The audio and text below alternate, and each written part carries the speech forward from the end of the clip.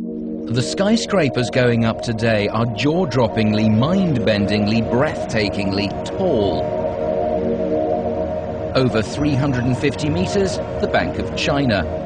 Over 450 meters, the Petronas Towers. And now in Taipei, Taiwan, the tallest skyscraper ever built reaches over 500 meters.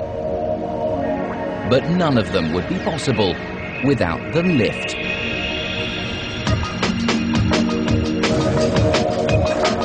Across the globe, lifts move 2 billion people a day. That's the equivalent of the world's entire population every 72 hours. After 20 years of service, a lift will have traveled on average 460,000 kilometers. That's 12 times around the world. But building a lift in a skyscraper poses special challenges. So how do they do it? Taipei 101, completed in 2004. This is the world's tallest skyscraper. It soars an incredible 509 meters high, dwarfing every other building around it. And to get to the top of the world's tallest building, you need the world's fastest lifts.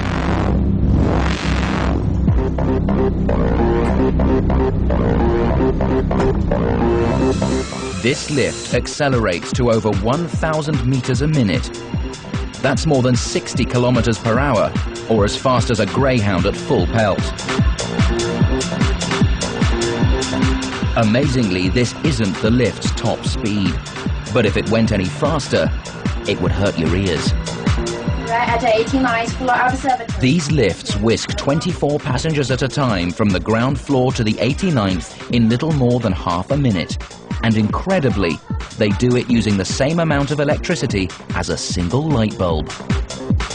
The secret of how lifts manage to do so much work but use so little power usually lies hidden from view. Happily, on London's Lloyd's building, the lifts are mounted on the outside, revealing how they work. The cables supporting the lift run up to the top of the shaft through a set of wheels called sheaves and then back down to a massive metal counterweight. As the lift rises, the counterweight descends. In principle, it's just like a kid's seesaw. The counterweight weighs nearly the same as the lift when it's half full. So all the motor has to do is move the additional weight of 1 or 2 passengers. Moving passengers efficiently is essential to a lift, but an even bigger concern is safety.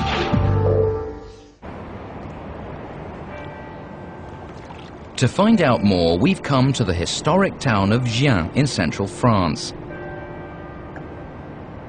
Because here we find the largest lift manufacturer in the world, Otis. They built the lifts for the Eiffel Tower in Paris, the CN Tower in Toronto, and the Petronas Towers in Kuala Lumpur.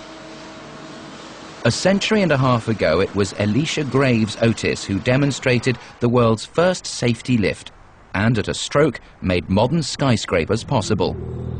And every new design is tested inside this 40-meter-high drop tower. So what happens if a cable snaps?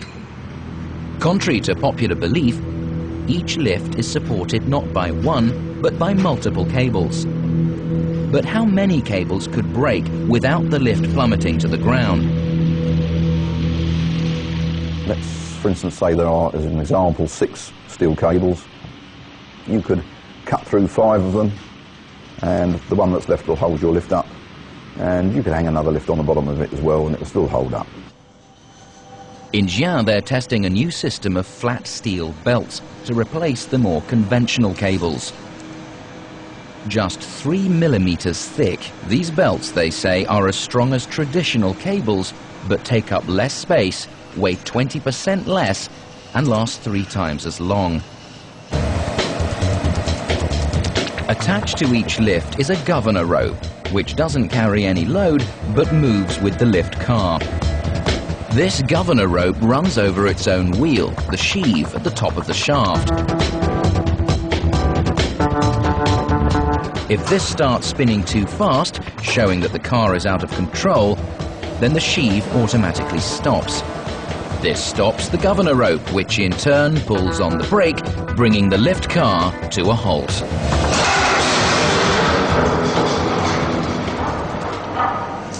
And if for some remote chance the brake fails, there's a heavy-duty shock absorber at the bottom of the shaft. It works like a giant buffer, cushioning the car. But they very much hope it won't come to that.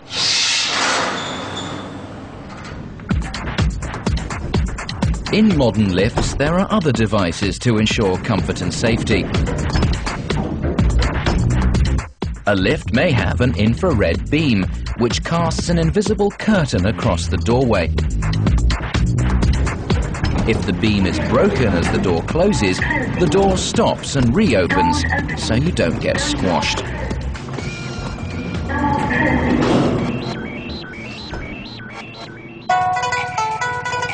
One of the biggest challenges ever faced by Otis has been designing and installing the lift systems here. The 452-metre-high Petronas Twin Towers in Kuala Lumpur, Malaysia.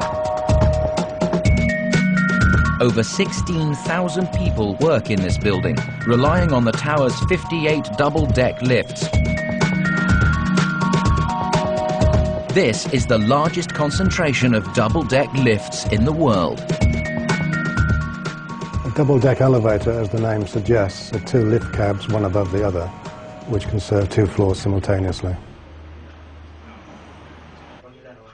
With double-deck lifts able to carry thousands of passengers an hour, lift technology is allowing architects to build higher and higher. But is there any limit to how high a lift can go? The machinery that's going to hoist the lift, that tends to limit us to what we call a lift rise, that's how far the lift travels, of around about 650 metres. That's almost 150 metres taller than Taipei 101. But by the time the builders get that high, no doubt the lift designers will have risen to the challenge.